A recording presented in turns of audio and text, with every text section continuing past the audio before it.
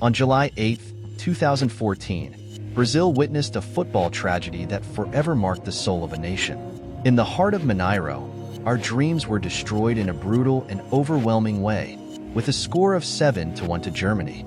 In this video, we will relive the details of that nightmarish night and try to understand how something so devastating could happen. Do you remember the feeling of disbelief? Every German goal was a stab in the hearts of millions of Brazilians. Why did everything go so wrong? And what can we learn from this bitter defeat?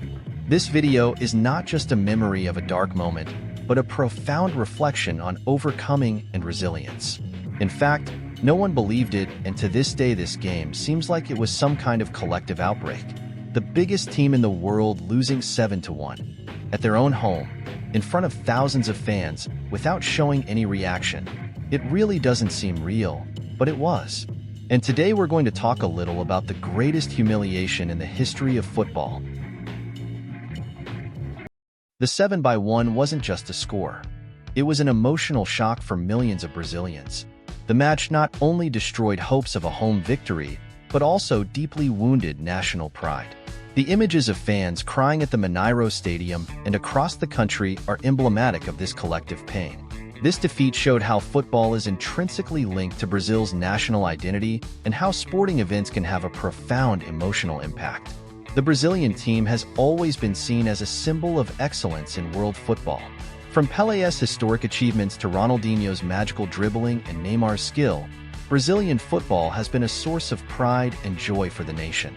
However, on July 8, 2014, this narrative was violently interrupted. The dream of winning the World Cup at home, repeating the 1950 feat, was destroyed in just 90 minutes. For many Brazilians, football is more than a sport. It is a cultural expression, a passion that unites the country. Stadiums are temples where this devotion is celebrated, and the team is venerated as an almost sacred entity. Therefore, seeing the Brazilian team being defeated in such a crushing way, on their own territory, was a devastating blow. The fans' tears, broadcast live around the world, reflected a feeling of loss that transcends sport. This emotional shock was not limited to the Mineiro stands.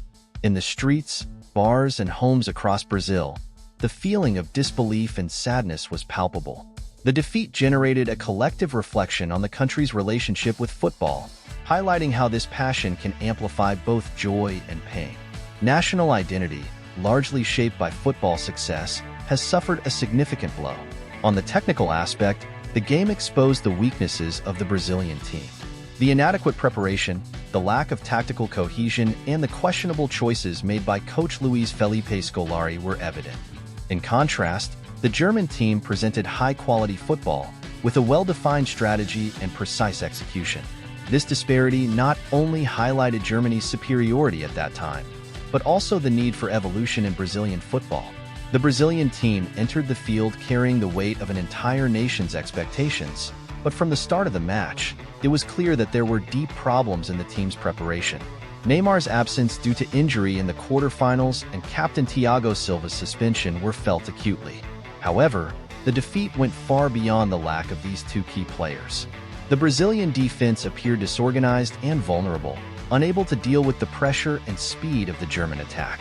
There was a clear lack of communication and understanding between the players, resulting in mistakes that Germany ruthlessly exploited. Tactically, Brazil seemed directionless.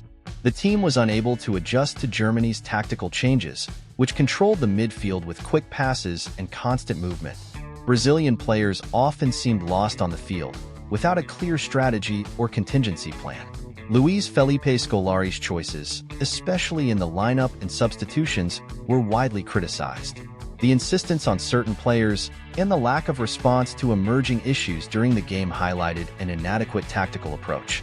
On the other hand, the German team demonstrated meticulous preparation and enviable cohesion. Led by Joachim Löw, Germany played efficiently and ruthlessly. His strategy was executed with precision, exploiting Brazilian weaknesses with clinical calm.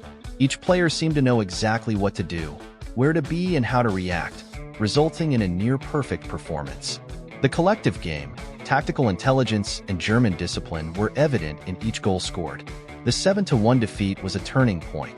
It triggered a series of changes in Brazilian football, from the youth team to the main team.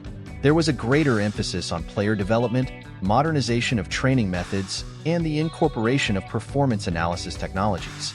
The 7x1 served as a painful reminder of the importance of innovation and continuous adaptation in sport. Football in Brazil is more than a sport. It is a vital part of culture and everyday life. 7x1 challenged this cultural connection, leading to a national reflection on the country's relationship with football. Debates arose about excessive expectations and pressure on players and coaches, in addition to the influence of the media and the public on the team's performance. The 10 years since 7-1 provide an opportunity to reflect on how transformative defeat can be. More than a humiliation, this match was a catalyst for profound and necessary changes in Brazilian football. She taught valuable lessons about preparation, humility, and the importance of constantly evolving. But has anything really changed? After that, Brazil was eliminated in 2 cups, in the quarterfinals, and has recently been facing problems of restructuring and consolidating a game philosophy. This week, Brazil was eliminated in the Copa America by Uruguay and brought the reflection to the surface again. In 10 years, have things really changed?